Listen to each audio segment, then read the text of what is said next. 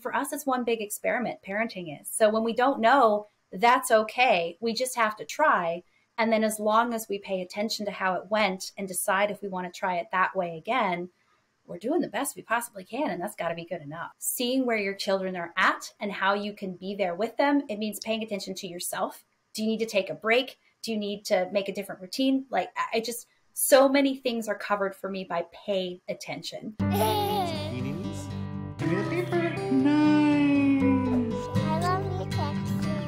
Hey guys, I'm Young, a full-time dad and a full-time professional with the goal to become the best parent possible. The Girl Dad Show is my journey interviewing fellow working parents aspiring to be both good at work and parenting. I'm going to do this by gathering and sharing unfiltered perspectives from my guests. So join me as I research parenthood one interview at a time. Virginia, thank you so much for joining me on my show today. Thank you for having me. I'm so excited to talk to you about everything that I love to talk about on this podcast, which is work and parenting here. But let's jump right into it. Why don't you tell all the listeners what you do for a living? Yeah, so the short version is I make stuff for the internet. I'm a scientist. I have a PhD in ecology, but at the end of my science degree, I realized that I just really wanted to talk to people. So now I do communications work with scientists and science organizations, connecting people with science that makes life better. Whoa, that's awesome. Wait, so that's completely opposite of like what you got your degree for. A little bit. So I got a PhD because I wanted to save the world. I read a book when I was in 5th grade about saving sick dolphins by talking to them with my mind. And like, that's when I knew I wanted to be a marine biologist. and so then I went to college and was like, oh, I want to be asking questions and answering them. I want to be a researcher. And then later on, I was like, wait. There's all this good research that's already out there. And people aren't connecting to it. Because at the end of my PhD, they were like, okay, now sit down and write. Don't go out and swim chasing fish with camera anymore. Like, sit down and write. And then when I was done writing, I was going to send it to other scientists. And other scientists were going to read it. And I realized what I wanted to do was take my work and talk to people around the Caribbean and Southeast Asia and be like, this is what I learned. This is what I think it means. This is how we could use it for conservation. And that's not what's supposed to happen when you're a full-fledged researcher. I was supposed to be on the next project. So it's very related to being communications now, connecting people to science. It's just a slightly different skill set. But then the reason that I think we're talking is one of my coolest things I love most about being a scientist was my job was to take the world and make something exist out of nothing. I had to ask a question and then figure out a way to get it answered, to find money, to find methods, to get it answered. And when you're building a business, being an entrepreneur, when you're being a parent, you are still making up things out of nothing and finding ways to make it work. Yeah, that's awesome. So how is that going? So what's that transition? When did you make that transition over? And how's it been so far? What a big question.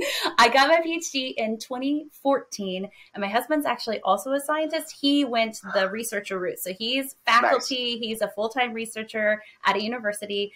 So after we got our PhDs, he's got his at the same time as me. We moved to Germany, actually, for his job. And so whoa, I know, I know. And I was 6 months pregnant. And it was November. And so it is so dark in North Germany in November. So there was so much stuff happening. I was transitioning careers. I was also having a baby and I didn't speak the language. And then it was like so depressing and dark. I'd spent my PhD work in the tropics and then we moved to Germany and I was like, this is not my natural habitat. I'm cold, I'm whiny, it's dark and so it was really tough. I feel like honestly, the toughest thing was feeling like I'm not worth it. Like I'm a bad person because I got a degree to do one thing and then I switched. And so, especially in the sciences, when you go to a second position, you're still writing stuff from what you did in the first position. And so I haven't published most of my PhD. I published a little bit of it, but not all of it.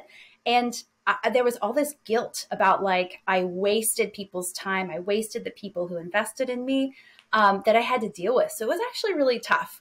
But then when we moved back from Germany to the United States, we moved back for my job because I got a full-time job as a communicator. And I think since there, it's just been one adventure after another, growing and not feeling like anything was a waste because I'm still doing what I set out to do. And it's just in a different way. So did your husband pick up another job here? Or was he still able to do the researcher role from Germany here? So scientists here? move around a lot. It's a lot of people. They do? Yeah. When we tell them how much we move around, people often ask us if we're military. We did undergrad at one university, PhDs at a second university. We actually went to Panama for a quick postdoc for me, postdoctoral position. Cool. I know. For like 3 months. We were in Germany for 2 years for him. And then, so the thing with science is you're supposed to go different places to get different perspectives, both in terms of the people you work with and the methods they use, but also in the parts of the world that you're seeing when you do our type of science. So when he moved to Louisiana, I moved to a marine biology lab to be the entire media department, and he got a job there being a scientist. And so, wow, that worked out really well. Totally did. And then he used that position to get him the job in South Jersey, where we live now. And hopefully now that he's a PI, we're going to be here for years and years and years, which is a weird feeling and also very fun. Sorry, I don't know what a PI is. Oh, principal investigators. Oh, I love it. That sounds so cool. My initial thought was private investigator, but I'm like, that can't be right. Yeah, I'm like, that's not right.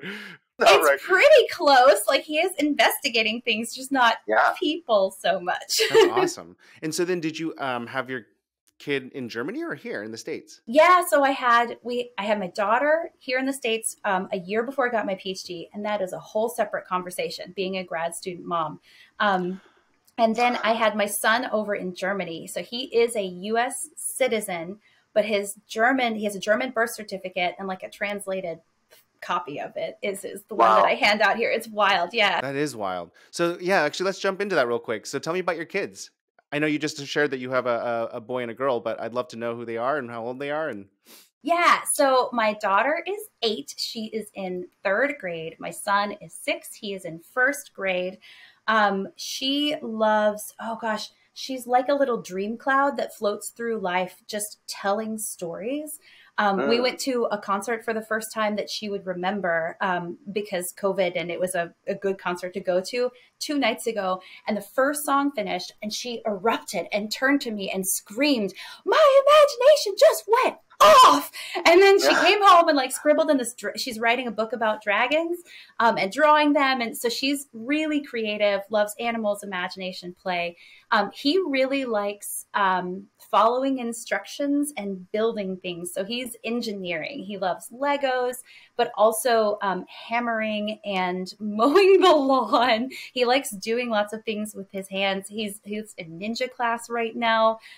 So they're very different. And it was so fun. When we had one baby, we were like, this is being scientists, we're like, let's discover everything about this baby. Let's help it discover the world. Then we had that second child and we were like, oh, these are the things that are general to babies for us anyway. And this is her and this is him. And it was neat to see, by having 2, we got to see more about each of them by comparing them to each other. It was really cool. That is really cool.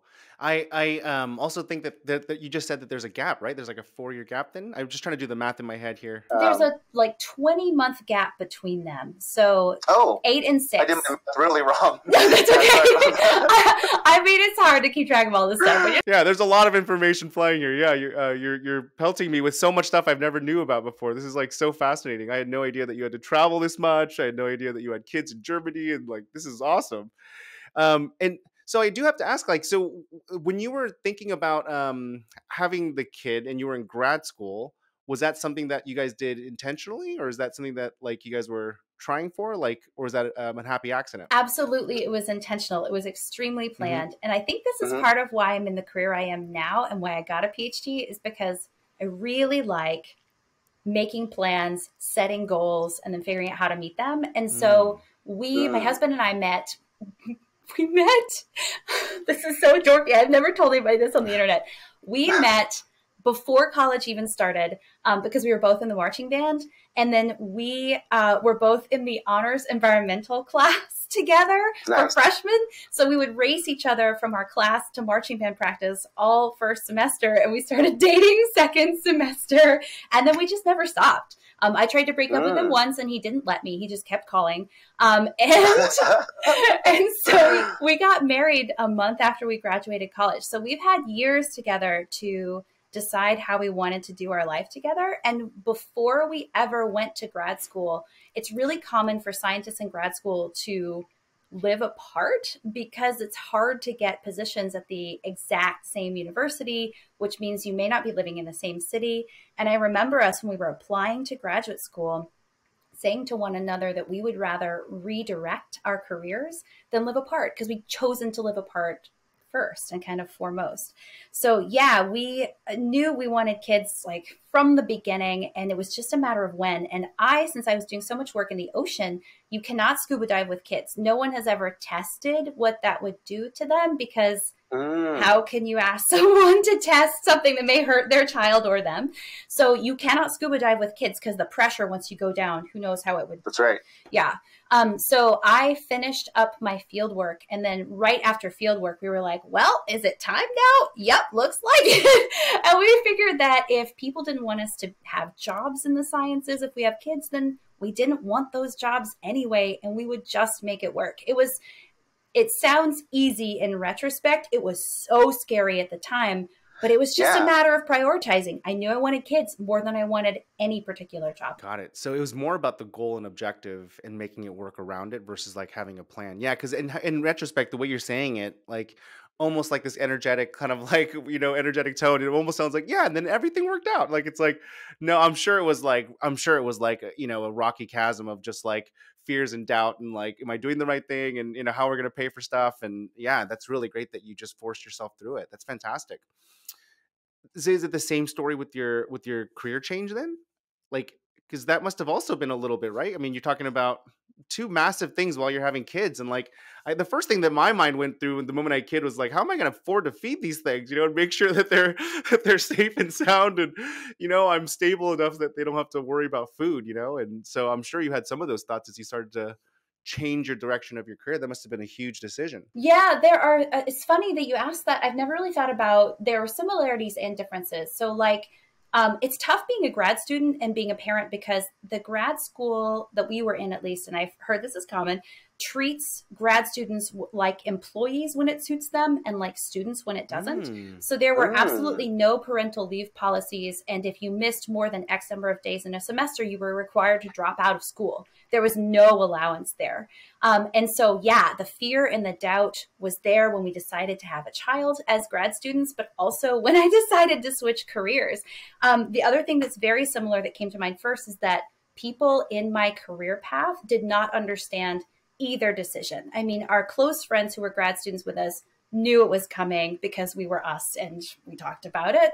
But when I told my advisor that I was pregnant, he went, "What's this plan?" Yeah. Well, that was my reaction, right? I think that's the common thing, right? Just doesn't seem normal. Yeah. None of your business, but also, yeah, like you didn't see this come. I mean, okay. And so like, he didn't understand why we would have kids then. But then when I told him that I wanted to switch careers, he gave me, it was a year before I graduated, and he gave me a series of pep talks about like how I could do it. I could totally be a scientist. I didn't need to switch careers. I think, and even now, he is extremely supportive, but just doesn't understand wanting to do anything else than what he decided to do. And I feel like that's really common. So in the way, the sciences are a really weird profession because the people who mentor like anyone who gets a science degree are the ones who took one career path. And 95% of people who get science degrees now, PhDs, don't end up staying in university doing that career path. So you have these like 5% of people mentoring a whole bunch of other people who are going to go do something else. So, yeah. So when I said I wanted to switch careers, it was all this like, well, you don't have to leave. And I was like, yeah, I want to. And he was so supportive, and as were other people, but they just didn't get it. I came back, actually.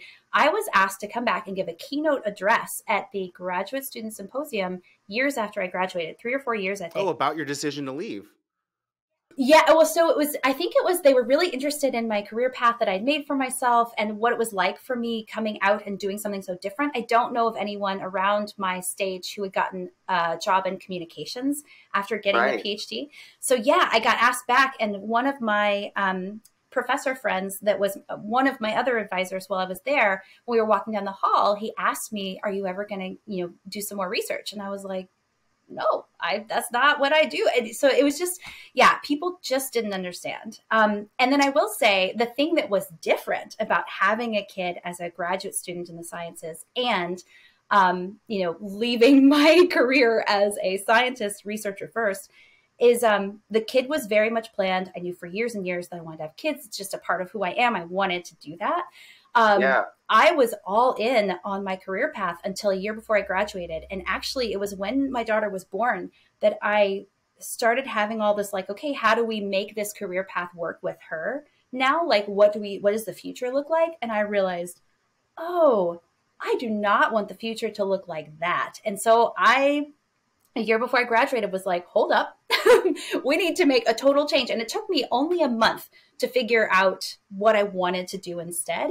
And I've heard that's really fast, that for a lot of people, it totally blindsides them when they realize they don't want to do a science thing, because for so many scientists, it's a passion career. It is not about pay. If anybody wanted pay, we'd go work for oil companies. Yeah, some do too. Some scientists do that. Yeah, but I will say that it totally is like shaking my perspective of it as well too, because I mean, not shaking it up per se, but like you are an anomaly, and I think that you have to recognize the fact that that's probably a fact, right? Because I don't think that people that go down the sciences, I mean, from the outside in, I'm not a scientist and I'm learning a lot about it right now, but when you meet them, they're so specialized in their function and expertise. It's almost harder for them to unwind or try something different than it is for a business student or someone that's in another other specialty, right? Because things can transfer over, but when you're in the sciences, you end up getting so specialized that it becomes harder to make that jump or shift or switch, right? And so I think that that's why it's so unique and special. That being said, what was your childhood like? Did you grow up with scientist parents, or did you grow up with like communications parents, or did they do switches like this? Like, I'd love to know more about your childhood. So yes to all of those. Oh, really? I hit it on the head. I'm like, boom, boom, boom. Right. My childhood is a logical leap to who I am today. So I grew up on a farm in Kentucky, and it wasn't a working farm. Like, my parents didn't get money from the farm, but it was a bunch of woods, and we had a pond in our backyard, and I drove the tractor when I was like 10 awesome. To get firewood. And so like, I remember there was one week in high school where it had been particularly rainy, and it was like day 3, and I was like, I'm tired of this. And so I just walked outside in the woods to be like, what can I discover in the rain? It's very special. And so that's the kind of person I was growing up. My dad is a doctor. So I remember like science fair. I have not thought of these things in forever. I remember science fair in upper elementary school. We like made some kind of presentation on something. It was very average. And then we got home. He was like, okay, what other questions are you going to answer? You have a whole nother year to think. And I was like, what? And so he was always asking questions, asking us what we thought. So it was there's this like science mindset where you see the world. And I didn't realize we did it with our kids until I was on a vacation with other parents. But like, we are teaching them how to look at things and figure out why it is that way. That's just how we operate. And that's what I got from him. My mom was she programmed computers when they were still index cards. Wow. Yeah. So she talks about like picking up a box of index cards and having to walk to the room with the computer in it. And if you drop it, all the coding is out of order. And so it's wild. My mom worked it was Bell Labs before it became something that matters today. You're talking about when they like would take the index cards and punch holes in it, right? And then that was the code that it would read the ones and zeros. Oh my gosh, that's so gangster. That's original. Yeah, that's amazing. Her mom was a computer when a computer meant a person. Like her mom, my grandmother worked for Langley before they became NASA. And so both my mom worked in a place with all men, like doing this computer coding back in the day. And then when I have a brother and a sister, and when we were, I think, elementary school, she quit so that she could move to the place where my dad wanted to do his doctor stuff, and she wanted to be there for us to raise us. So I think she became a teacher after my youngest sister was really in school. And so she, for decades, was a preschool special needs teacher after that. So she also totally switched careers to do what she wanted to do and to make it fit the family that she wanted to raise. Never thought about it like that. It sounds so logical. That's amazing. Yeah, it was really cool. My parents. They are really cool. I mean, no, I mean, obviously you're very cool too, but I will say I even more coolness factor to your mom, because I'm sure getting a role like that, back when the computers were first starting, was incredibly competitive and hard to get into.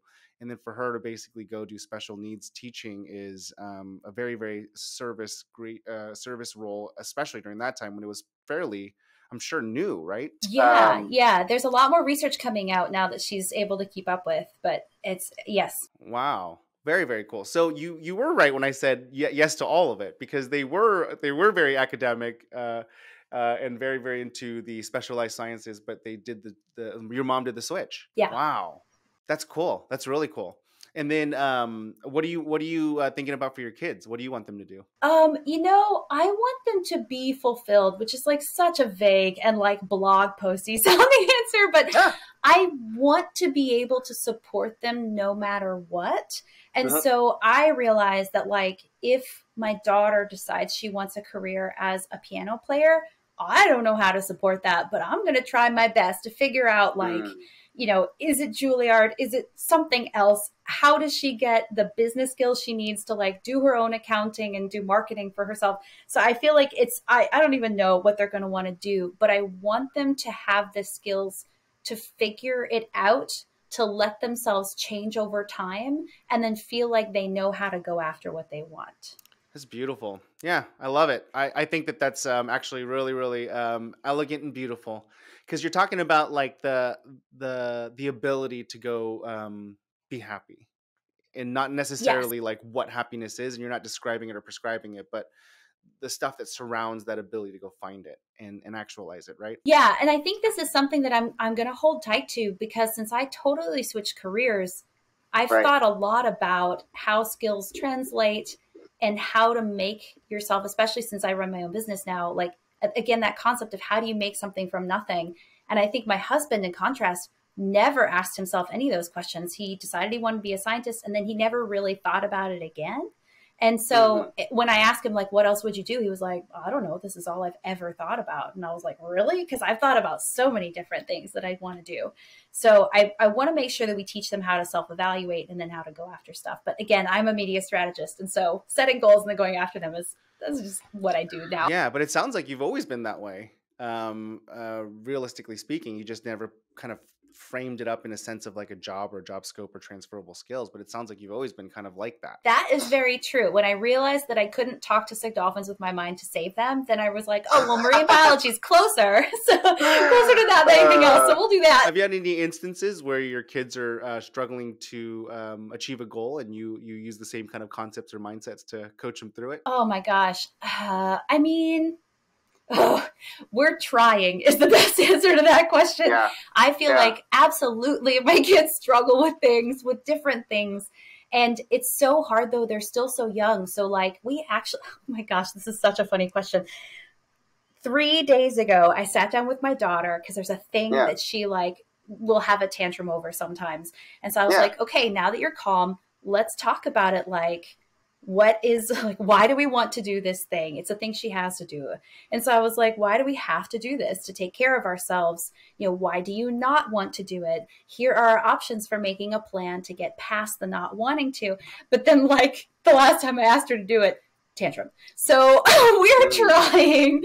And hopefully as they get older, I mean, I'm sure it will be different, but, like, we'll see. I have no magic wisdom there, though. No, I agree. I mean, I think that I also just learned this from another guest that I interviewed recently, and she obviously knows a little bit more about child development than I do, but she was saying there's also physiological stuff that they're going through at my kid's age that they honestly can't comprehend at this point because it's just not developing. And I'm like, oh, that makes me feel a ton better.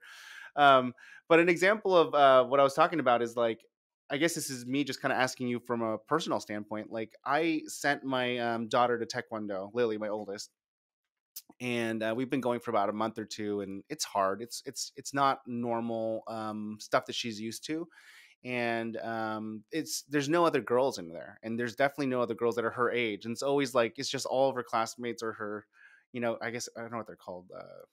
classmates, I guess. Yeah. They're all like 2 years older than her on average, and they're all boys, right? And so they have a different energy, and they're much louder, they're much more aggressive, and she does a good job of keeping up because she's a pretty rambunctious and an aggressive girl as well. But it's just not fun for her, right? Because she's never winning, she's always losing, and this specific place doesn't really like they just do it the traditional way. So it's like there's a winner, there's a clear winner, and there's a clear loser, and if you mess up you get called out on. There's just like it's just like the like very black and white kind of place. And I love it because I grew up with Taekwondo, right? And I love that kind of mindset. And after a few months though, we just decided to not send her, right? Because she just was not having fun and she just didn't like it. And we were almost kind of forcing her. And I like the debate was, and I don't know if I'm right or wrong, right? So this is like kind of why I'm throwing it on you to see what you think. But my wife and I were like, I feel like we should force her through it just to show her perseverance and determination and show her that she needs to like, learn how to overcome, because she wanted to do it because she saw Raya and she like loves that movie. And so she's like, I got to learn how to do that. I'm like, yeah, that's totally dope. Let's do it. And then my wife's like, but she's miserable. And, I know for a fact that she's going to love ballet and piano. Like she like sparks up and it's much more happier place for her. Right. And I'm like, okay, so after like many weeks of just going back and forth, we made the hard decision to stop. And I don't feel good about it. Like, I'm like torn, I don't know if I did the right thing as a parent of like not teaching her in that example of like something to push through, but what does that even mean? So I pass it to you to answer my conundrum. So I will say that we haven't had to go through that yet. And so I for sure don't have a great answer, but we so far have said, if you try this, you have to try it for X number of time. And so we set a minimum time before it starts and we know what it's like. And that way we feel like having our kids try something for at least that minimum time that we made kind of neutrally, that we set that time neutrally before we know what it's going to be like. We feel like that helps us stick to like at least, we decided this was a good time. If it's past that and they want to drop, okay, but this is the push through it period. I mean, unless something exceptional happens, right? If it's really, really awful for one reason or another, we would just let them drop. But so far with lockdowns and stuff, we haven't had the chance to exceed our maximums. Like we're just now sending them back to like basketball starts this Saturday. She just started piano like a couple weeks ago. So I don't know how it will turn out, but I like the feeling of setting a neutral time. I also though, like my sister, when I was growing up, she was really competitive in power tumbling, which is a little bit like gymnastics, but only some parts of it. And she had to decide when she was like 13, I think it was she going to move with my mom to Texas to train for the Olympics or was she not? And she decided not to. And it was so hard. And so I feel like watching her go through that and then seeing how it influenced the rest of her career, I feel like I'm not going to hold too tightly to pushing. Oh, but then it's not about like, I get what you mean about the pushing through is about like teaching perseverance too. Well, the question goes back to what you were saying earlier, right? Like it's this idea of like setting an objective and hitting it, right? But how do you teach that? Like, and so it's such a conundrum because there's so many ways to think about how to teach that, right? You can do it through, supporting coaching, delegating, demanding, like, I don't know, there's just a million ways. And so that was just the question. I mean, I kind of guised it with a personal anecdote that's personal, but that's really what I was asking is because, you're talking about this, it sounds like you have the same kind of mindset as your mom, right? Like she sounded like she knew what she wanted and she knew what happiness meant for her. And she didn't really care what anybody said. She was going to go do it. And you kind of did the exact same thing. You just like said, hey, I have a great path and I've done this. And it may feel like counterproductive to the world or the vast majority of people, but it makes me happy. So I'm going to go chase down this path. Right. Like, so it's a really good way of thinking. And I just was curious as to like what you're doing to like intentionally teach that behavior to your kid. And it just might be modeling. I think so. I don't know that we have any intentional ways that we're trying to teach perseverance because but when you ask me this question, like the more we talk about it, the more I realize that I'm going to talk about I'm going to talk about all this with my husband later. This is fascinating, but I've never thought about it like this. Watch the show. I've never thought about it like this, but I think that every child is going to face so many things that they will be required to persevere through that I do not need to create artificial ways for them to practice. So for example, if she decides she doesn't like basketball, we've already said she's going to stick it out through this season. It's only 2 months. She will stick it out through this season. That will be the lesson. But then if she gets 2 years into it and then decides, it's like, but she, you know, decided that she wanted to play basketball in middle school. I don't know. Like, if it's, let's say this imaginary scenario where it's a sport. I think that along the way, I mean, she came home yesterday and said that one of her best friends so far this entire school year told her, I don't want to be friends with you anymore. Here are the 2 reasons why. One is you're too loud and you talk too much, that sort of thing. And so I feel like those kinds of dynamics and persevering through all of the stuff that's going to happen to her. She's only 8. She's already had a boy asked to kiss her. She said no, and he kissed her anyway.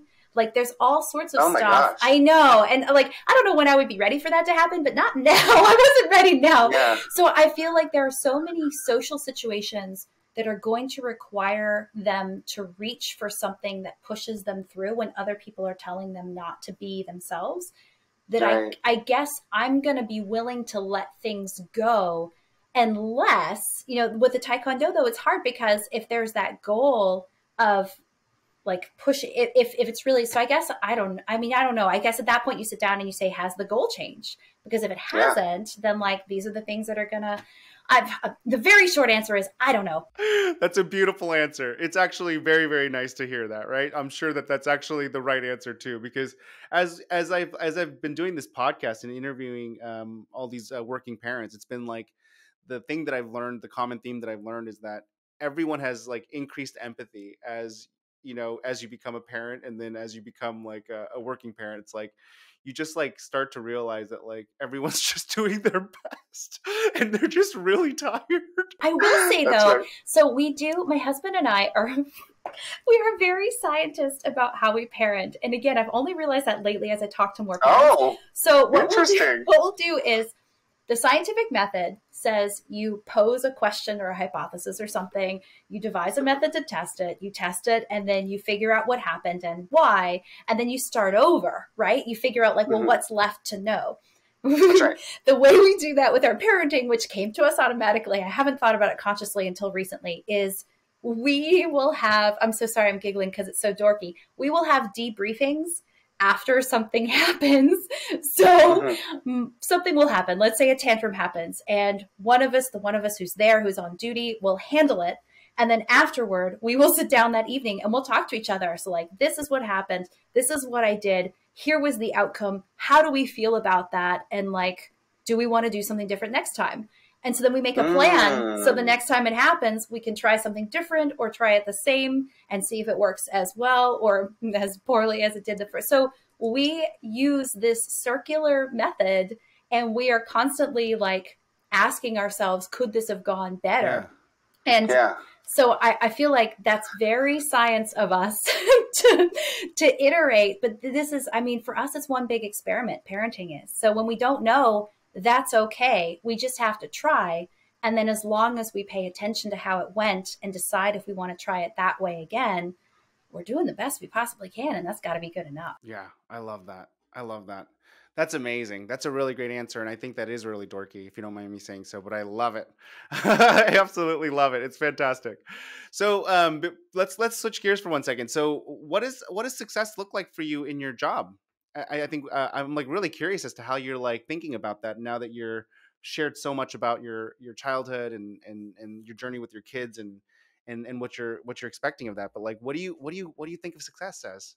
What does that look like? Success in my job, I feel like has been changing a lot for me. So I started being a freelancer, running my own business in officially September 2019. Wow. And so when I started, because I'd never done anything freelance, I'd never run my own business, I'd always like taken full-time jobs. And so I did one job at a time and I was paid whatever the job paid. Yeah. And so when I started, I was trying to give myself enough leeway that success wouldn't make me feel awful. So my success was trying to treat myself like a startup business and recognizing that many startup businesses don't see a return on their investment for years.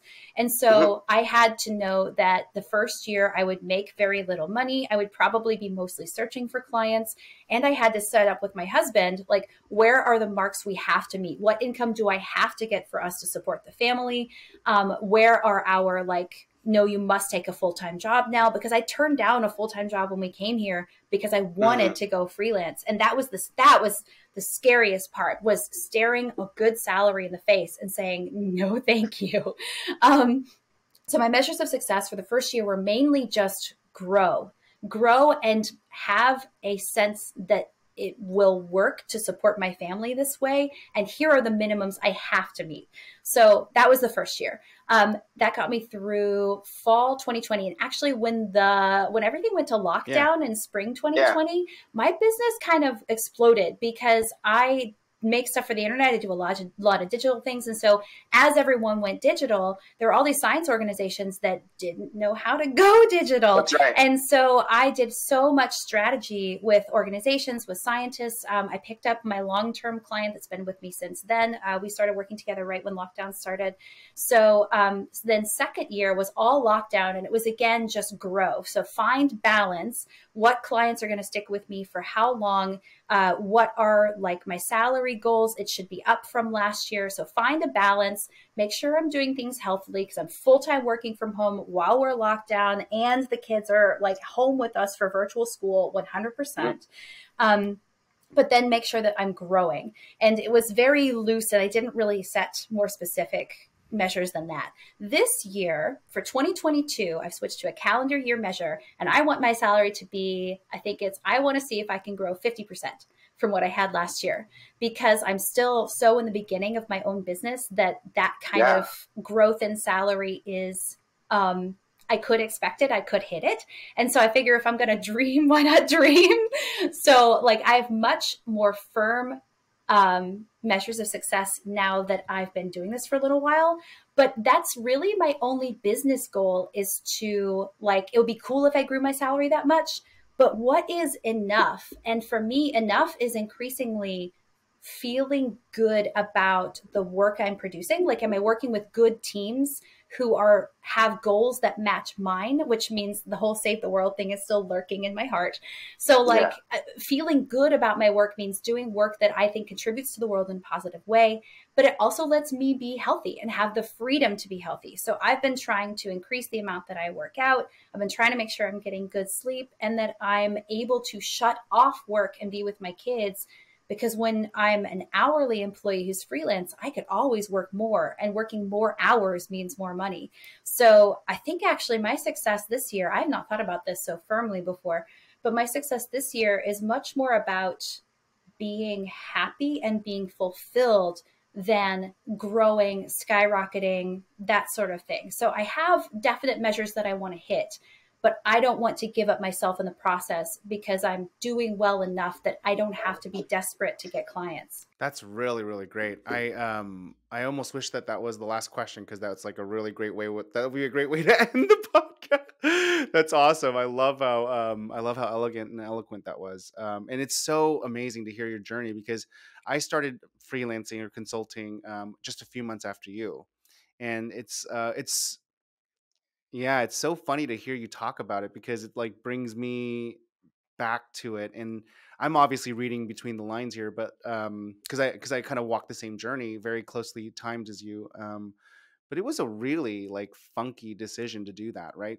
Not have a stable job, and then have to, like, sell yourself, and it's like a weird experience selling yourself, and you're the product, and it's not secure, it's not stable, and then the whole world went to the pandemic mode, and you're like, am I doing the right thing? And it was just very nerve-wracking. And so it's really, really fun to hear you talk about that, and it makes me think about what I want to do this year. And it's so funny that, like, I resonate so much with what you said, because I think it'd be really interesting to grow now that I've passed the growth phase as well, right? Like, it'd be great to make more money. That'd be awesome. But it's not about that either, right? So it's there, but it's like, I don't know, like, I want to spend more time being happy, like, like, figuring out what that, like, diversified life is, because now I've kind of proven to myself through your scientific method, I guess, accidentally I did it.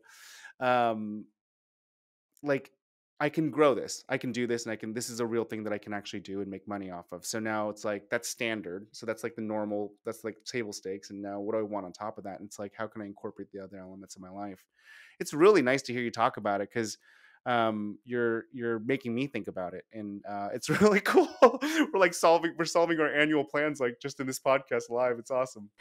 Yeah, I had thought about this all at the turn of the new year, but now I'm realizing there's some gaps in what I took the time to figure out. Yeah, it is. It's really interesting for me too, because I mean, I thought I did mine pretty well, and now I'm like, oh yeah, maybe I should do that. That's awesome. Okay, what advice do you have for other parents and soon-to-be parents? I'm so sorry, but I'm going to say what my mom told to me, and I'm so embarrassed that I'm saying what my mom said because I don't want to be my mom, but I'm excited. Everyone's mom, so I want to hear it. My single piece of advice, the way I sum it all up, is pay attention, because pay attention covers so much. It means deeply seeing where your children are at and how you can be there with them. It means paying attention to yourself. Do you need to take a break? Do you need to make a different routine? Like, so many things are covered for me by pay attention. So that sums up our parenting philosophy. I love it. That's a good one. Very, very good. If you could go back and tell yourself one thing before you had kids, what would you tell yourself? It's all going to be okay and worth it. Because there was a lot of, I mean, I knew I wanted it, but it felt like we were just pushing through to decide like, okay, now we think we're ready, so we're just going to do it, even though like it doesn't feel like a good time. And I just, now I never regret, not waiting. I'm never like, oh, I wish that we'd waited 10 years. It's like, no, I love knowing my kids right now. I love being like not old enough that I can hike mountains with them and throw them around. And so I think just trying to impart some sense of peace that we're capable of figuring things out. I love that. Very good. What is the most surprising thing that you've learned about yourself becoming a parent? I'm realizing now that parenting is such a normal part of who I am. And that's a surprise to me, because before we had kids, it was one of two extremes. People talked about it like it was this magical portal, and like, oh, the baby smell when you first have a baby, and like watching them take their first steps, like just the most enchanting experience you can imagine. Or we were like, we're going to have kids, and people are like, say goodbye to your friends. You'll never see them again for 18 years. Yeah. So it's like either the best or the worst. And like, honestly, it's like everything else. Some days I love working out. Some days I hate it. Some days I'm like, I am the best mom. This is the most fulfilling. I love being right here, right now. And other days I'm like, I really just want to go to work, and I want to like put away the parenting part and just be the work version of myself. And so having parenting just become normal, and being able to say out loud, like, these are the parts I like, these are the parts that aren't my favorite. Like, it's just another thing. Which again, that surprised me. I thought it would be an extreme. That's awesome. Thank you. Okay, so just to switch gears a little bit, do you have a favorite business book? I don't. That's okay. Yeah, I mean, I'm like wondering if this question even makes sense for you, because you're a scientist and you just started your business. But do you have a favorite book? How about that? Let's just go there. Okay, so this is why I don't have a favorite business book, is because my favorite books are sci-fi, fantasy. Let me escape, because my job is so PTSD for scientists is becoming a real thing, because like knowing in depth what's happening, the changes to the world, and then understanding what it's going to do to humans, to vulnerable populations of humans. Like, I, as a scientist, am not worried about climate change because it's going to wreck the earth. The earth, the rock and water and like trees, they will still be here in some version after humans are gone. What I'm worried about are all the vulnerable people that will be hurt by the earth turning into a space that is less habitable for humans.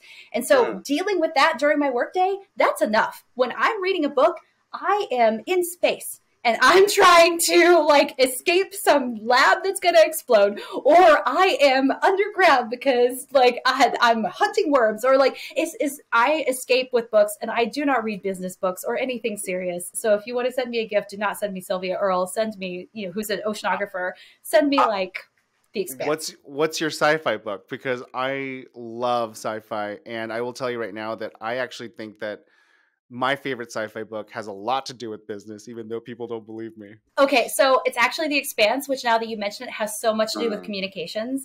And should people know the truth or should they not? And the Amazon series to me is not as good as the series of books. So The Expanse is one of my favorite. There we go. Thank you. I love it. And just so you know, my favorite sci-fi book is Ender's Game. Have you ever read that? Yes, I have. I love that book. And there's so much about like leadership and management and like strategy, and it's just so amazing. But last question to bring us home here. So when you're not building your amazingly awesome freelance business and being a super mom, what do you do for fun? What's Virginia's go-to thing to do? I garden. So I have a TikTok up. I was showing off my rock walls that I built in the front yard. I built rock walls where I set every single rock. I dug them out. I balanced them. We have so many plants and like so many more plans for plants and rockscaping and a patio. And so like I'm out in my garden weeding and like getting so dirty and being so happy. Nice. That's awesome. I love that. That's like another random thing that I just learned about you. I feel like there's just so many little things that you have that are just like anomalous to what everyone would expect you to say. It's so wonderful. Oh man, Virginia, this has been really, really great. Thank you so much for joining me on my podcast. I can't tell you how grateful I am for the time that you spent with me. Oh, thank you again for having me. This is really fun. I'm glad you had a good time. I'll talk to you soon, okay? Okay, bye. Thanks for tuning in to another episode of The Girl Dad Show. We really hope you enjoyed that interview, and as always, please take a moment to review, rate, and subscribe. We'll see you next time.